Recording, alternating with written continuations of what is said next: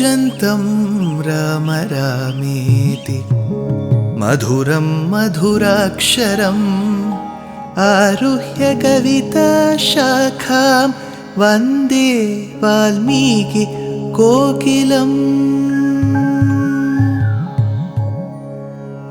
रामाय रामभद्राय रामचन्द्राय वेधसे रघुनाथाय नाथाय सीताया पतये नमः।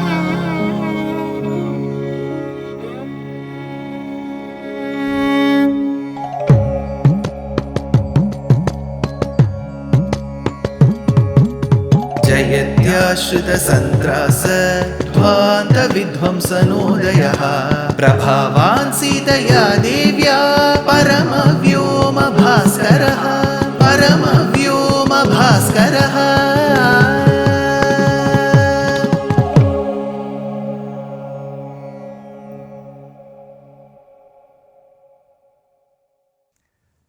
श्रीमते निगमान्त महादेशिकाय नमः।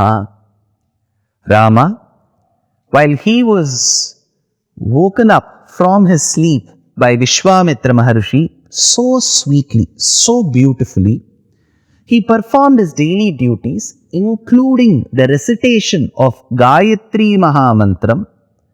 We incidentally saw how beautifully Valmiki Maharshi has connected Srimad Ramayanam and Gayatri Mahamantram. So, reciting the entire Ramayana is equal to understanding and reciting Gayatri Mantram 1,000,000 times. So, that said, Rama and Lakshmana sincerely followed the footsteps of Vishwamitra, and they were passing through a certain place called as Kamashrama.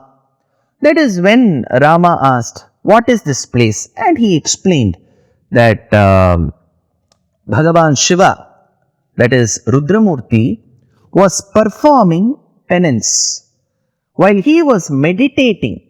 That is when Meena, Manorama and Himavan's daughter, called as Parvati or Parvatavardhini, she wanted to marry Shiva. So every day she would come and perform or worship Shiva.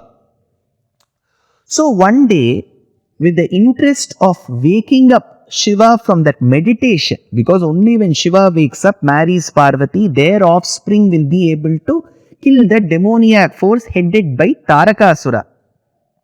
So Indra and the other devas dispatched a particular person in the celestial crowd who will invoke and ignite the love.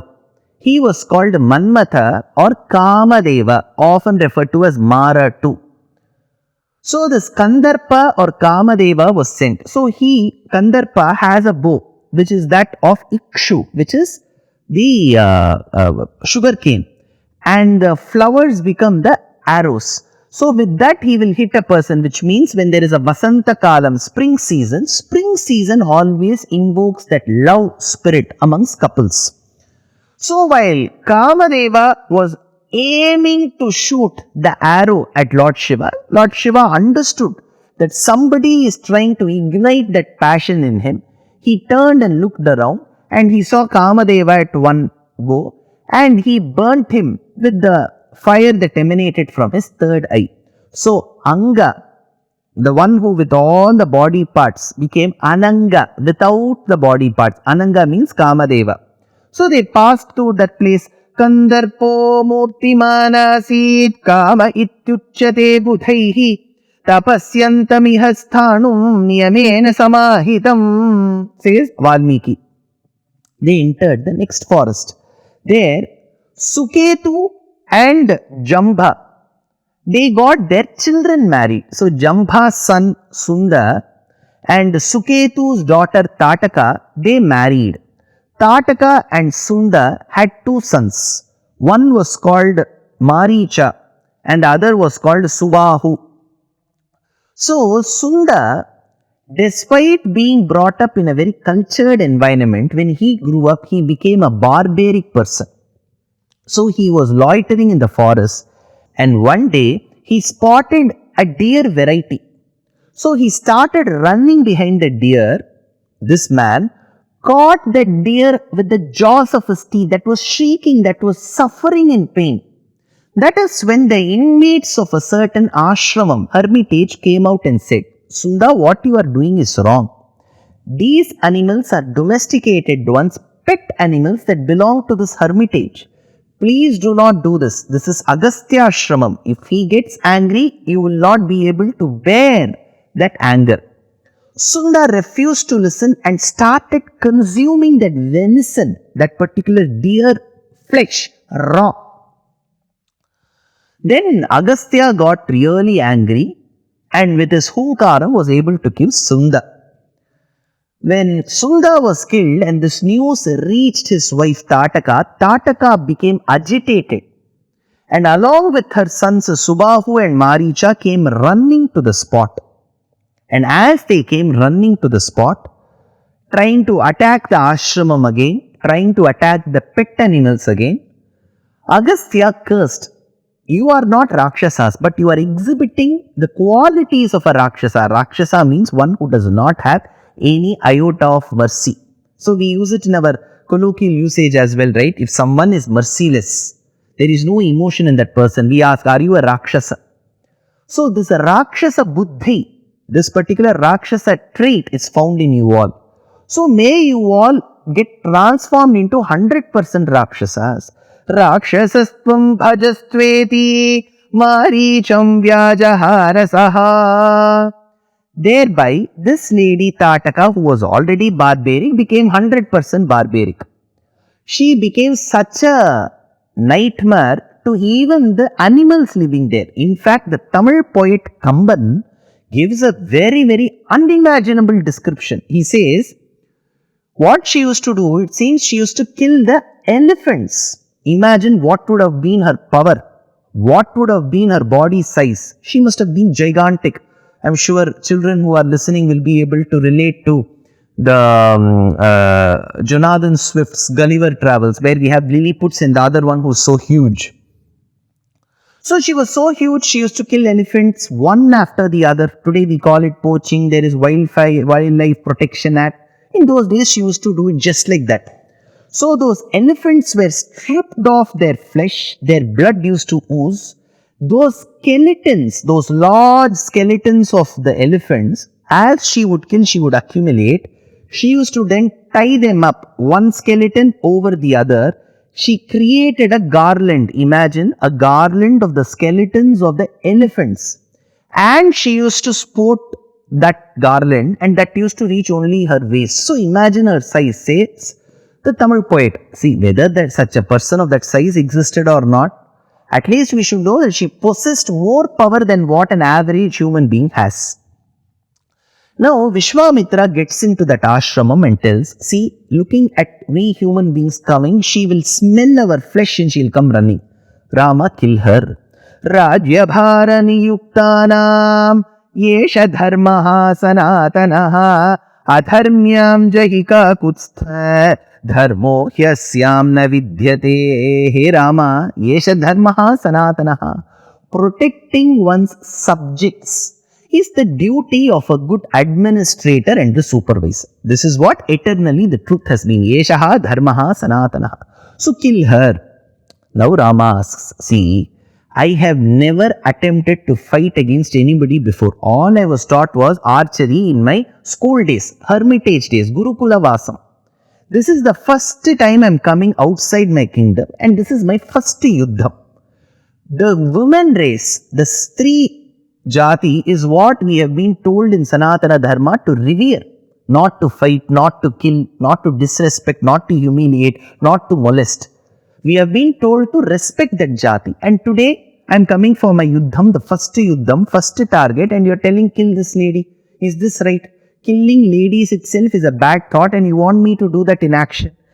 Vishwamitra then tells, Ekasminnatra nidhanam prapite duštakarini bahunam bhavati kshemaha tasyah punya pradovaraha. It is not a sin, Rama.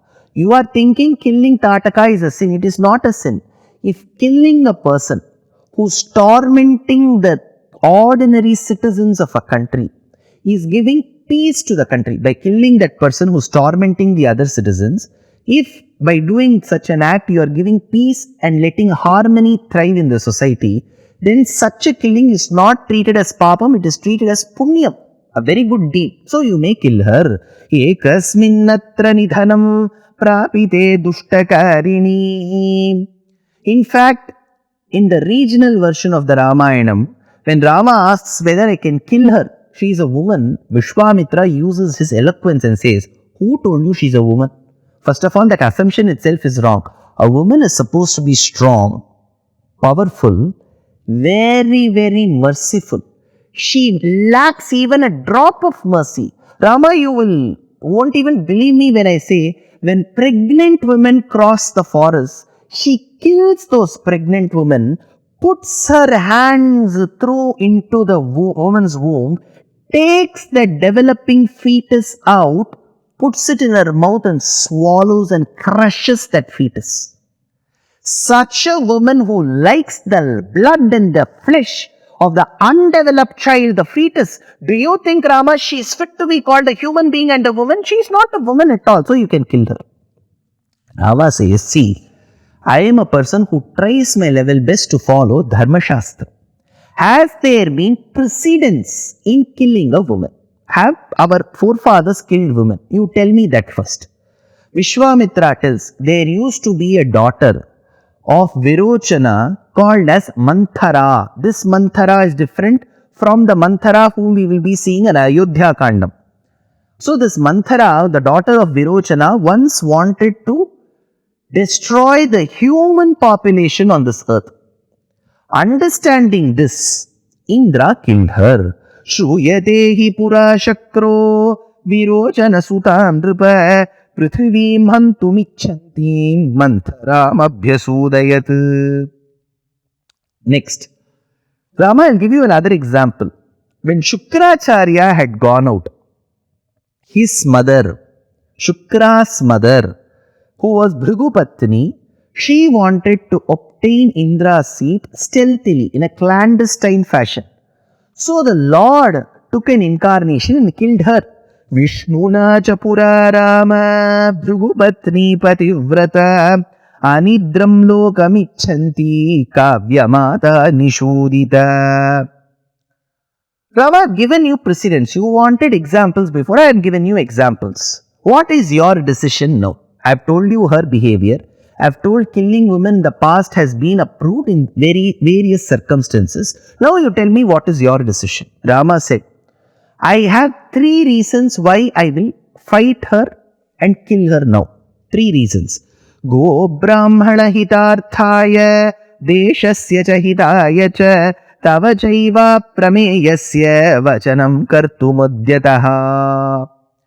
The bovine race that supplies milk, curds, butter, ghee for all our duties and sustenance, that bovine race has to be protected. You are saying that she kills even cows. So I shall always agree with you that the bovine race has to be protected.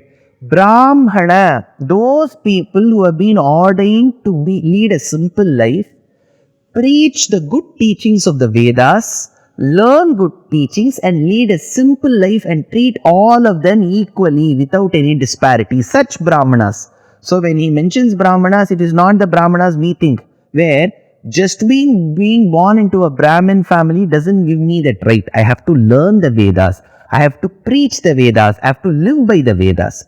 Filling on the application form will not help.